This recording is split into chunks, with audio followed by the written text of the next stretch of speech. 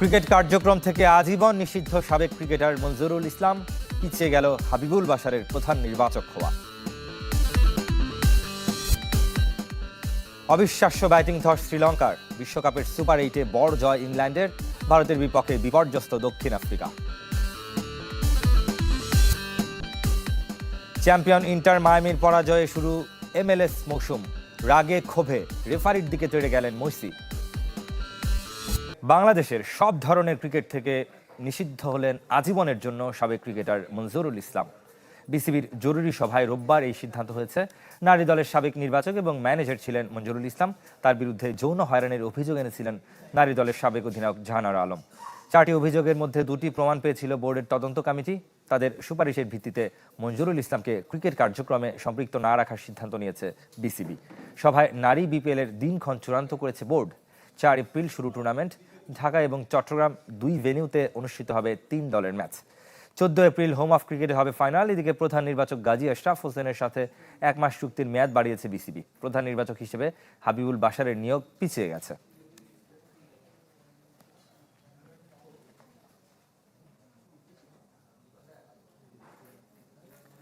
নারী Asia cup rising স্টার্সের খবর জানাবো। চ্যাম্পিয়ন হতে পারল না বাংলাদেশ এ দল। ফাইনালে 46 রানের সহজ জয়। শিরোপা অক্ষুণ্ণ ভারত এ দলের। থাইল্যান্ডের ব্যাংককে টস জিতে ব্যাট করতে নেমে 7 উইকেটে 134 রান করে ভারত। যদিও শুরুটা দারুণ ছিল টাইগ্রেসদের। মাত্র 44 রানের মধ্যে 4 উইকেট তুলে নেয়। পঞ্চম উইকেটে তেজাল হাসাবনিস ও রাধা যাদবের 69 রানের জুটিতে চাপ সামাল দেয় ভারতীয় দল। ইনিংস সর্বোচ্চ 51 রান করেন তেজাল, ছিলেন অপরাজিত। বাংলাদেশের হয়ে 4 উইকেট নিয়েছেন ফাহিমা খাতুন। জবাবে বিপর্যস্ত বাংলাদেশ ব্যাটাররা সর্বোচ্চ 20 রানে শামিমা সুলতানার 1 বল আগ পর্যন্ত খেলে অল আউট হয় 88 রানে। ভারতের 6 বোলারের সবাই উইকেট পেলেও সর্বোচ্চ 3টি উইকেট প্রেমা রাওয়াতের।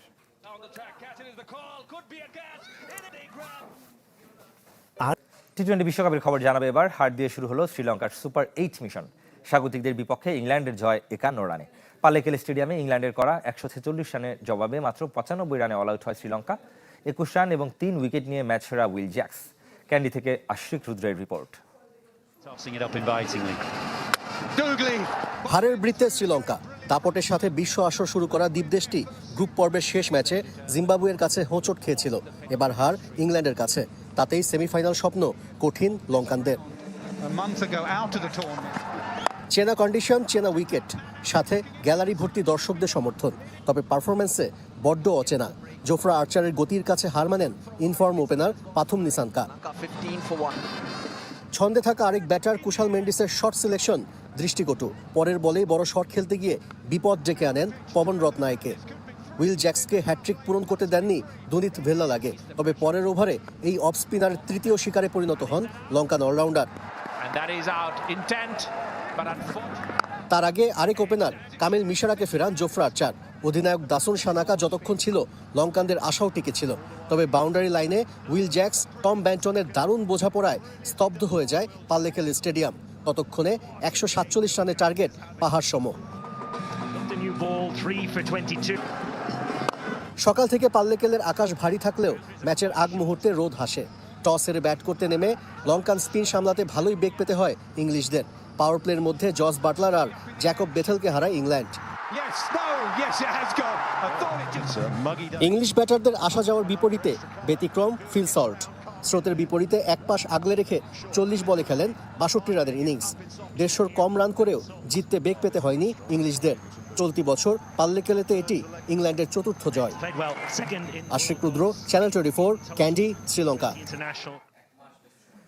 সুপার 8-এর দ্বিতীয় ম্যাচে ভারতের বিপক্ষে ব্যাটিং বিপর্যয় দক্ষিণ আফ্রিকা। সবশেষ সংগ্রহ 3 উইকেটে 45 রান। আহমেদাবাদের নরেন্দ্র মোদী স্টেডিয়ামে টস জিতে ব্যাট করার সিদ্ধান্ত নেয় প্রোটিয়ারা, কিন্তু ব্যাট হাতে শুরু থেকেই পড়ে বিপদে। 20 রান তুলতে হারায় 3 উইকেট, যার 2টি নিয়েছেন জসপ্রীত বুমরাহ। ফিরিয়েছেন কুইন্টন ডিকক এবং রায়ান রিকেলটনকে। এডেন মার্ক্রামকে আউট করেন অর্শদীপ সিং, ফিরেছেন 4 রান করে। পাওয়ার প্লের 6 ওভারে দক্ষিণ আফ্রিকার সংগ্রহ 41। দুদলই সুপার 8-এ নিজেদের প্রথম ম্যাচ খেলতে নেমেছে।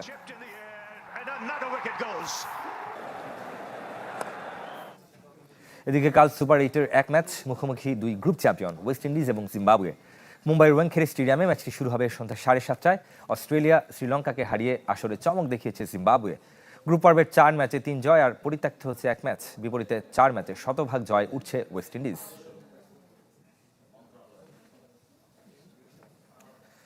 কাল থেকে শুরু হচ্ছে বিসিএল ওয়ানডে। বগুড়ায় ইস্ট জোনের বিপক্ষে লড়বে নর্থ, আর রাজশাহীতে সাউথের প্রতিপক্ষ সেন্ট্রাল। খেলা শুরু সকাল 9টায়। দুই ভেন্যুতেই স্পোর্টিং উইকেটের প্রত্যাশা ক্রিকেটারদের। আসন্ন পাকিস্তান সিরিজের প্রস্তুতি হিসেবে এই টুর্নামেন্ট কাজে লাগবে বলে মনে করেন নর্থ জোন অধিনায়ক নাজমুল হোসেন শান্ত। বিশ্বকাপ খেলা হয়নি, ঢাকা প্রিমিয়ার লিগও অনিশ্চিত। জাতীয় ক্রিকেটারদের খেলার মধ্যে রাখতে অদম্য টি-20 কাপের পর এবার বিসিএল ওয়ানডে। 4 দল অংশ নিলেও পাকিস্তানের বিপক্ষে আসন্ন টি-20 সিরিজের প্রস্তুতি আর দীর্ঘমেয়াদে ওয়ানডে বিশ্বকাপকে টার্গেট করছে টিম ম্যানেজমেন্ট। দুই ভেন্যুতে ভাগ হয়ে ব্যস্ত সময় কাটাচ্ছেন জাতীয় দলের কোচরা। পাকিস্তান সিরিজে যেতে পারবো। বগুড়ার শহীদ চান্দু স্টেডিয়ামে ইস্ট জোনের মুখোমুখি নর্থ। উত্তরের অধিনায়ক নাজমুল শান্ত, তার দলে আছেন অফ ফর্মে থাকা লিটন দাস। যদিও বাংলাদেশ সবশেষ ওয়ানডে খেলেছে প্রায় 4 মাস আগে, লিটনকে নিয়ে মোটেও চিন্তিত নন অধিনায়ক। লিটন দাস যেভাবে টি-20 ফরম্যাটটা খেলছে লাস্ট কিছুদিন এবং টেস্টে রেগুলার পারফরম্যান্স, আমার মনে হয় না যে ওয়ানডে ফরম্যাট নিয়ে খুব বেশি চিন্তার কোনো কারণ আছে। খুব ভালো শেপে আছে এবং আমি অ্যাজ এ ক্যাপ্টেন হিসেবে একদমই চিন্তিত নয় যে লিটন ভালো অবস্থানে নাই এই ফরম্যাটে। কারণ আপনি যদি রিসেন্টলি টেস্ট এবং টি-20-র ব্যাটিং দেখেন, দারুণ ব্যাটিং করছে। সো আমি আশাবাদী যে ও টিমের জন্য বেটার কিছু করবে। মায়ের মৃত্যুতে নর্থের হয়ে প্রথম ম্যাচে খেলা হচ্ছে না শেখ মেহেদীর। ইয়াসির রাব্বির পূর্বাঞ্চলের হয়ে খেলবেন শামীম পাটোয়ারি, জাকির হাসান, সাইফুদ্দিন, তানজিম সাকিব, হাসান মাহমুদ, নাসুম আহমেদ। রাজশাহী বিভাগীয় স্টেডিয়ামে সাউথ সেন্ট্রাল ম্যাচ। দক্ষিণের নেতৃত্বে ওয়ানডে অধিনায়ক মেহেদী হাসান মিরাজ। ফিক্সিং অভিযোগে বিপিএল নিষেধাজ্ঞার পর মাঠে ফিরছেন এনামুল হক বিজয়। সৌম্য, সোহান, আফিফ, মোস্তাফিজরাও সাউথের হয়ে খেলবেন। প্রতিপক্ষ সেন্ট্রাল জোনের অধিনায়ক মাহিদুল অঙ্কন। সাইফ হাসান, নাইম শেখ, জিশান আলম, আরিফুল, রিপন মণ্ডলরা এই দলে। মাঠে ফিরছেন মোসাদ্দেক সৈকত। উত্তরবঙ্গের দুই ভেন্যুতেই স্পোর্টিং উইকেটের আশা। ইকরাম হোসাইন, চ্যানেল 24। স্কুল পর্যায়ে খেলাধুলার 5টি ইভেন্ট বাধ্যতামূলক করা আর অবকাঠামোর চেয়ে প্রশিক্ষণকে গুরুত্ব দেওয়ার কথা জানালেন ক্রীড়া প্রতিমন্ত্রী আমিনুল হক। ক্রীড়া সাংবাদিকের সাথে মত বিনিময়ে উপজেলা, জেলা এবং বিভাগীয় ক্রীড়া সংস্থাগুলোর নির্বাচিত কমিটি গঠন এবং সক্রিয়করণ ও জেলা ও বিভাগীয় স্টেডিয়ামগুলোকে খেলার উপযোগী করা নিয়ে আলোচনা হয়েছে। ক্রীড়া প্রতিমন্ত্রী হওয়ার পর প্রথমবার জাতীয় ক্রীড়া পরিষদে আমিনুল হক পদাধিকার বলে যিনি সংস্থাটির চেয়ারম্যান। প্রথম দিন ক্রীড়া সাংবাদিকদের সাথে মতবিনিময় করেছেন সাবেক footballer Aminul. Bangladesh sports press association, journalist association আর জার্নালিস্ট কমিউনিটির আমন্ত্রিত সদস্যরা বসেছিলেন ক্রীড়া প্রতিমন্ত্রীর সাথে। আগামী বাংলাদেশের ক্রীড়াঙ্গনের মাধ্যমে ক্রীড়া সাংবাদিকতার নানা চ্যালেঞ্জের পাশাপাশি আলোচনায় উঠে আসে দেশের ক্রীড়াঙ্গনের উন্নয়নে বিভিন্ন পরামর্শ। ক্রীড়াঙ্গনকে গতিশীল করতে ক্রীড়ানীতি সহ প্রয়োজনীয় পরিবর্তনের পক্ষে প্রতিমন্ত্রী।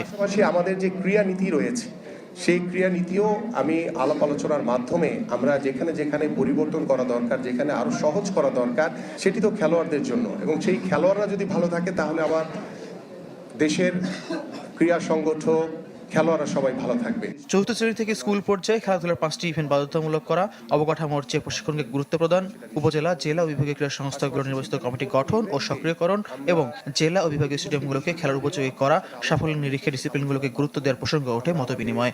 5 বছর ধরে বন্ধ থাকা জাতীয় ক্রীড়া পুরস্কার পুনরায় চালুর প্রতিশ্রুতি দেন আমিনুল হক। আমাদের যে স্বপ্নগুলো রয়েছে সেই স্বপ্নগুলো যাতে আমরা বাস্তবায়ন করতে পারি। মতবিনিময়ের পর ক্রীড়া প্রতিমন্ত্রীকে শুভেচ্ছা জানিয়েছেন আর্চারি এশিয়ার প্রেসিডেন্ট কাজী রাজিবউদ্দিন আহমেদ।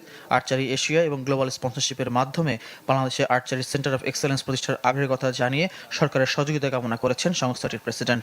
ক্রীড়া প্রতিমন্ত্রী মহোদয়ের কাছে আমি অনুরোধ করেছি যে একটু ব্যবস্থা করে দেওয়া যায়। আমি জাস্ট প্রশাসনিক এবং দাপ্তরিক সহযোগিতাটা চেয়েছি। জায়গা আমরা দরকার বললে ওয়ার্ল্ড আর্চারি এশিয়া পারচেস করে একটা এক্সেলেন্স সেন্টার করবে। অবশ্যই বাংলাদেশ আর্চারি ফেডারেশনকে এগিয়ে আসতে হবে, তাদের কাছে আমরা অলরেডি প্ল্যানিংটা চেয়েছি। সোমবার জাতীয় ক্রীড়া পরিষদে ফেডারেশনগুলোর প্রতিনিধিদের সাথে মতবিনিময় করবেন ক্রীড়া প্রতিমন্ত্রী।